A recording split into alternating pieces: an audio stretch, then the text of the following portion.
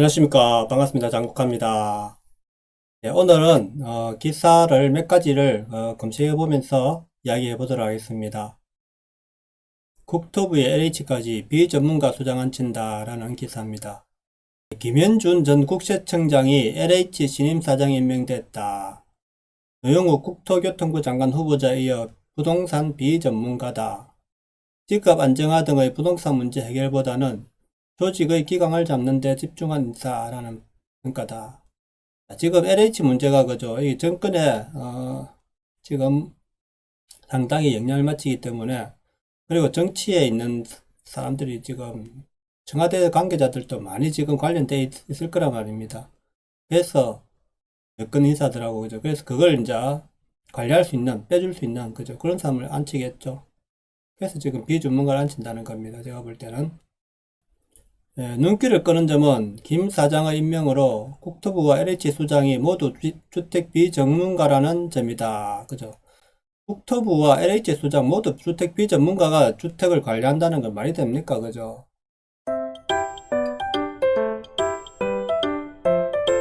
이 정부는 자꾸 전문가를 안 앉히죠.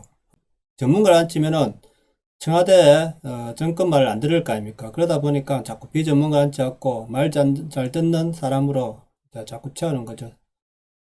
서울경제의 여일각 즉각 95% 대출에 정부는 곤혹을 치르고 있다고 합니다. 자, 95% 대출해준다고 합니다. 이게 말이 됩니까, 이게? 예? 누가 책임지라고 이거를 대출해줬다가. 그러면은 문제 생기면 정부가 책임지겠습니까? 여당인 더불어민주당을 중심으로 주택담보인정비율 LTV를 상향 조정해줘야 한다는 목소리가 커지면서 정부가 집값의 최대 95%까지 대출을 지원해주는 영국의 주택 구매 지원 프로그램이 주목받고 있다라고 합니다.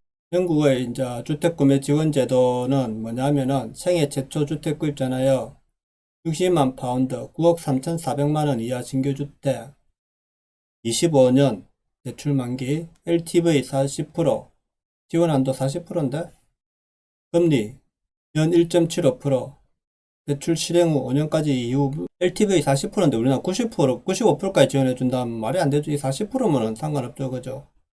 연 1.5% 이후 소비자 물가 연동. 소비자 물가 연동이 이게 나중에 골 때리는 겁니다. 그죠? 원금 일치 상한. 집값 상승에 원금도 연동이 어려움. 원금도 연동해서 오른답니다. 이게. 그러니까 여기하고 차이가 다르죠. 지금 실행하는 거하고 이거는 40%고 그죠? 물론 이제 이자율은 낮겠지만은 전부 다 그죠. 이런 식으로 해서 집을 사게 만들면은 결국 집값이 상승하는 거 아닙니까? 오라지 아닙니까? 그죠? 우리가 위험 부담을 안고 사야 된단 말이에요. 집이라는 거는 위험 부담을 안아야지 되는데 자꾸 정부가 그저 이렇게 대출해 주갖고 집을 사게 하면은 결국엔 그 대출해 준 가격만큼 집값이 오른다는 거죠. 95%에서 해줘보세요. 지금 3억 들고 있는 사람이 95%면은 30%, 3억 30억까지 살 수 있단 말 아닙니까? 그죠? 그러니까 말이 안 되는 거란 말인데 이게 23일 관계부처 등에 따르면 여당 일각에서 LTV 조정 명분으로 영국의 주택구매 프로그램을 벤치마킹해 볼 만하지 않느냐는 목소리가 나오고 있다. 확실히 다른 건데 이걸 왜 그죠? 그렇게 이야기하죠? H2B로 불리는 이 제도는 생애 최초 주택 취득자가 60만 파운드 이하의 신규 주택을 살 때 주택 가격이 최대 40%까지 아닙니까? 40%까지 정부가 25년 만기로 빌려준 제도다. 이거는 상관없죠. 그죠? 이때 주택 구매자는 5년 동안 1.75% 이자만 내다가 6년째부터는 물가 상승률에 연동한 금리를 적용받게 된다. 영국의 생애 최초 구매자들은 정부 지원 40%에 대한 40%의 은행 대출 55%를 대해 정부가 40% 해주고 은행 대출 55% 더해 집값이 최대 95%까지 대출받는. 그러면은 자 은행은 1차 상환 받는 거는 문제가 생겼을 때 은행이 먼저 받고 정부는 이 사실을 손해를 볼 수 있다는 겁니다. 저는. 네? 이 세금으로 자꾸 지원을 해줄 필요가 있습니까? 그죠? 여당 내부에서도 자기 당대표 레이스를 펼치고 있는 송영길 의원이 LTV 90%까지 풀어야 한다는 주장했고, 김부겸 국무총리 후보자도 지난해 언론 인터뷰 등을 통해 LTV 완화를 요구하면서 H2B 제도를 직접 언급하기도 했다. 저는 헛다리 짚지 않는가 싶어요. 지금 그저 집값을 잡으려고 규제 정책을 계속 하다가 이제는 성감 졌다고 그저 이렇게 막 풀어주는 모든 제도를 다 풀어주고 있지 않습니까? 그러면은 아니 전체 제도를 다 풀든가 그죠? 1주택 정책 그다음에 그죠? 모든 제도를 지금 규제 정책을 다 풀고 공급 정책 그죠? 공급 규제 정책 이것도 풀어야 되지 않습니까? 그걸 풀고 나머지 규제도 풀어야죠. 그리고 대출은 자, 은행에서 그죠? 알아서 해줍니다. 은행에서 그죠? 금융권에서 70%, 80%, 60%다 정해갖고 안전선에서 해주는 거죠. 대출이라는 거는 내가 부도가 났을 때 이 사람이 얼마나 할 수 있는가를 감안해서 이걸 내는 거, 해주는 거 아닙니까? 그죠? 그렇게 돼야지 누구나 다 이렇게 할 수 있다는 거는 말이 안 되는 거죠.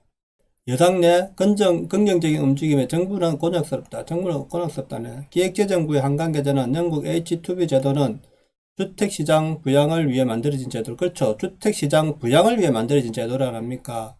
일종의 수요진작책이라고 봐야 한다며 이른바 영끌 열풍까지 불고 있는 한국에 섣불리 도입할 경우 부작용이 더 클 수도 있다고. 그렇죠. 지금은 집값 상승했는데 상승하고 있는데다 불난집에 그죠? 기름 뿌리는 꼴 아닙니까? 이게 그죠? LTV 제도를 총괄하는 금융위원회도 현재 LTV 기준을 10%포인트 이상 흔들 경우 가계부채가 폭증할 수 있다고 보고 있다. 안 그래도 가계부채가 늘어났는데 이걸 더 풀어준다? 지금 우리나라는? 그러니까 국가에서 정부에서 이거를 기준을 잡지 말고 알아서 그죠? 자연스럽게 대출을 할 수 있게 해줘야 된단 말입니다. 그러면은 60%도 50%도 금융권이 알아서 지원해 준단 말입니다. 이게 그럼 제2금융권은 80%까지 해줄 수 있고 보통 그렇더라고요. 제가 해보니까 1금융이 안 되면 제2금융권 금리 이율이 조금 올라도 해야죠. 그죠? 그러면 다른 사람 위험 부담 안고 사야지. 집값이라는 거는 항상 그 집값이 안정이 되지. 내가 이렇게 정부에서 공짜 돈을 주는데 한다? 그럼 막 하게 되죠. 그러니까 지금 우리 전세 대출 이런 것도 좀 없애야 된다 생각합니다. 그게 집값을 올린 원인이라고 볼 수 있단 말입니다.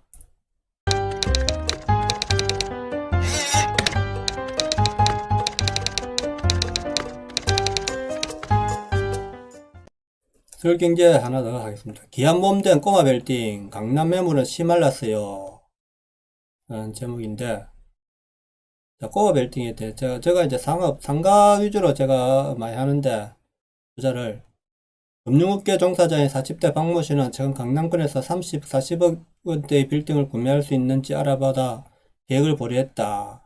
강남 지역에 이미 가격이 올라 50억 원 미만의 이른바 꼬마 빌딩 매물을 찾는 것 자체가 쉽지 않았기 때문이다. 부산에는 이제 10억짜리가 찾기 힘들죠, 그죠? 서울은 이제 강남이니까.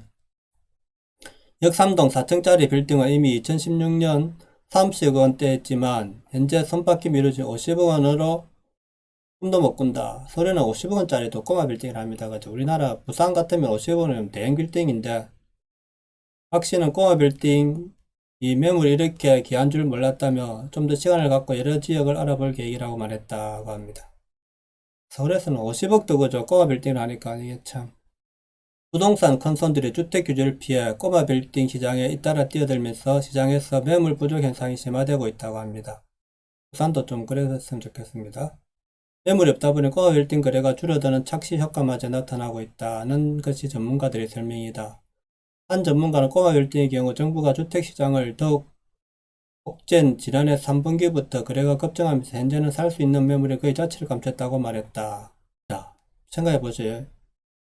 주택을 그죠? 지금 우리가 부산에도 보면은 비싼 아파트는 한 10억에서 그죠? 한 20억까지 않습니까? 그러면 자, 여기 내가 34평이라 합시다. 그죠? 34평이. 그러면은 자, 이게 재건축, 특히 재건축, 그죠? 재건축이라는 거는 건물값은 없단 말입니다. 땅값을 지금 갖고 땅값밖에 없단 말입니다. 그죠? 그러면은 34평이 130평이라 합시다. 30평이 10억 하면은 10평 정도의 땅을 가지고 있단 말입니다. 10평 그죠? 10평 34평 실제 자기가 가진 땅은 10평이란 말입니다. 그죠? 그러면은 10평이 10억이면 얼마입니까? 한 평에 1억이란 말. 1억을 지금 주고 우리가 집을 산다고 생각해야 된단 말입니다. 그럼 20억이면은 한 평에 2억짜리란 말이에요. 2억짜리. 자, 부산의 해운대 그죠? 지금 핫한 해운대역에서 가는 그 상권이 지금 1억이란 말입니다. 보통 평당 1억 상가가. 그러면은 지금 이 아파트 값이 상가보다 더 비싸단 말이에요. 상업지에 있는 땅보다 더 비싼 게 돈을 주고 산다는 겁니다. 제 말은. 이게 지금 말이 되는 겁니까? 주택시장은 그죠? 이게 내가 아무리 전망이 좋아도 1억 이상 갈 수 없단 말입니다. 주택시장은. 네? 보통은 한 평에 그죠? 우리가 천에서 땅값이 보통 우리가 5천까지를 봐야 됩니다. 5천. 자, 상가도 지금 우리가 부산에는 2천에서 1,500짜리부터 많죠. 1,500부터 위치 좋은 데도 1,500부터 한 1억까지 갈 수 있겠죠. 제일 좋은 데는. 그럼 보통 평균은 한 5천이면은 우리가 상가에서도 위치 좋은 데 살 수 있단 말입니다. 그러면 자, 내가 10억을 투자했을 때 상가를 10억을 투자했을 때 내가 10억짜리 상가를 샀을 때 자, 이게 월 3% 정도를 보면은 월 한 300만원 수익만 들어오면 된단 말입니다. 우리가 10억짜리 물건이 있을 때는 월 300만원의 수익이 생긴단 말입니다. 좀 좋은 거는 400만원 정도 생기겠죠. 그죠? 네? 그럼 우리가 20억짜리 집을 샀다. 그럼 이게 우리가 600에서 우리가 800만원의 수입이 생긴단 말입니다. 이게 월 수입이. 자, 주택은 과연 이런 수입이 생길까요? 그죠? 아니지 않습니까?